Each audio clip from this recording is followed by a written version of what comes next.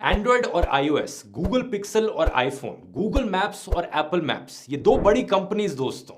Google और Apple एक दूसरे की बहुत बड़ी कॉम्पिटिटर्स हैं अलग अलग फील्ड्स। लेकिन इस कंपटीशन के बावजूद क्या आप जानते हैं गूगल एप्पल को हर साल $15 बिलियन पे करता है। ये एक्चुअली में सिंगल बिगेस्ट पेमेंट है जो गूगल कंपनी किसी भी और को करती है। और इसके पीछे कारण सिर्फ एक है, आईफोन्स, आईपैड्स और मैकबुक्स में जो सफारी ब्राउजर है उसके ऊपर गूगल डिफॉल्ट सर्च इंजन बना रह सके। असल में बात क्या है कि गूगल अपना बहुत सारा पैसा सर्च एडवर्टाइजिंग से कमाता है, स्पेसिफिकली $104 बिलियन।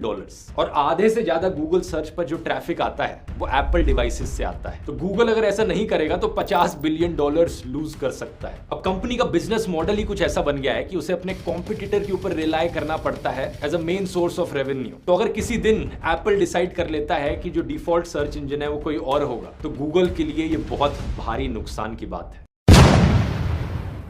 क्या आप जानते हैं दोस्तों, कनाडा में एक ऐसी लेक है जिसे देखकर लगता है मानो ये धरती की नहीं बल्कि किसी एलियन प्लेनेट की लेक हो। गर्मियों के मौसम में इस लेक पर ऐसे बड़े बड़े सर्कल्स बन जाते हैं अलग अलग कलर्स के, येलो, ब्लू, ग्रीन। ऊपर से देखकर ऐसा लगता है कि रंग बिरंगे कलर्स के स्पॉट्स हों। इसलिए इस लेक का नाम है स्पॉटेड लेक और ये ब्रिटिश कोलंबिया के प्रोविंस में है। ये सर्कल्स एक्चुअली में मिनरल डिपॉजिट्स हैं, सल्फेट्स, मैग्नीशियम, टाइटेनियम, सोडियम के। अलग अलग मिनरल्स से अलग अलग कलर्स आते हैं इन सर्कल्स के। और यहाँ मिनरल्स की मात्रा इतनी ज्यादा है कि ये दुनिया की सबसे ज्यादा मिनरलाइज्ड लेक है। बात क्या है कि इसके आसपास कोई नदी या स्ट्रीम नहीं है। ये पानी या तो बारिश से गिरता है या ग्राउंड वाटर से आता है। पानी जब आसपास के एरिया से आता है तो मिनरल्स और सॉल्ट्स के साथ साथ आता है। और गर्मियों में जब वो पानी इवेपोरेट कर जाता है तो मिनरल्स आपको इस तरीके से दिखती हैं। माना जाता है कि इस लेक में कुछ हीलिंग पावर्स भी हैं। कुछ स्किन डिजीजेस की ट्रीटमेंट के लिए काम आ सकते हैं मिनरल्स।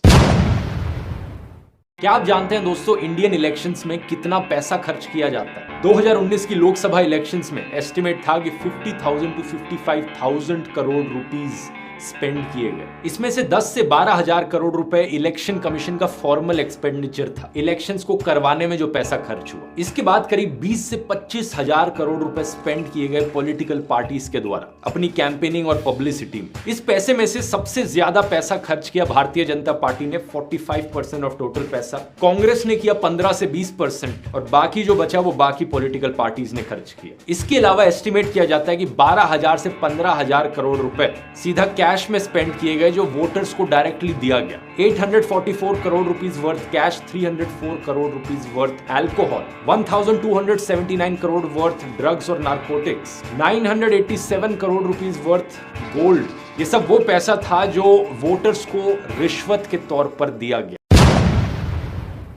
क्या आप जानते हैं दोस्तों, 29 जून 2022 दुनिया के इतिहास में सबसे छोटा दिन था। इस दिन अर्थ ने अपनी रोटेशन सबसे तेज समय में कंप्लीट करी। नॉर्मली अर्थ अपनी एक रोटेशन कंप्लीट करती है 24 घंटे में, लेकिन इस 29 जून के दिन ये टाइम 1.5 मिली सेकेंड्स कम था 24 घंटे से। इंटरेस्टिंग बात है कि साइंटिस्ट ने नोटिस किया है पिछले कुछ सालों में धरती की रोटेशन और तेज होती जा रही है। एग्जैक्टली क्या कारण है इसके पीछे साइंटिस्ट को नहीं पता अभी, लेकिन कुछ थ्योरीज है साइंटिस्ट की। एक रीजन बताया जाता है क्लाइमेट चेंज हो सकता है। जैसे जैसे नॉर्थ और साउथ पोल से बर्फ पिघलने लग रही है, जो वजन नॉर्थ और साउथ पोल पर था वो कम हो रहा है। इसका मतलब इसका मास सेंटर के ज्यादा करीब आ रहा है और सिंपल फिजिक्स की प्रिंसिपल है, रोटेशन स्पीड बढ़ेगी। ऐसा होगा तो इसे आप खुद टेस्ट करके देख सकते हैं। जब आप एक पैर पर गोल गोल घूमेंगे, हाथ बाहर रखेंगे तो आपकी स्पीड घूमने की धीरे होगी, लेकिन हाथ अंदर ले आएंगे तो आप ज्यादा तेजी से घूम पाएंगे। अगर आने वाले टाइम में धरती की रोटेशन स्पीड इसी तरीके से बढ़ती रही तो साइंटिस्ट को एक नेगेटिव लीप सेकंड ऐड करना पड़ेगा टाइम में, जैसे हर 4 साल में एक लीप ईयर होता है।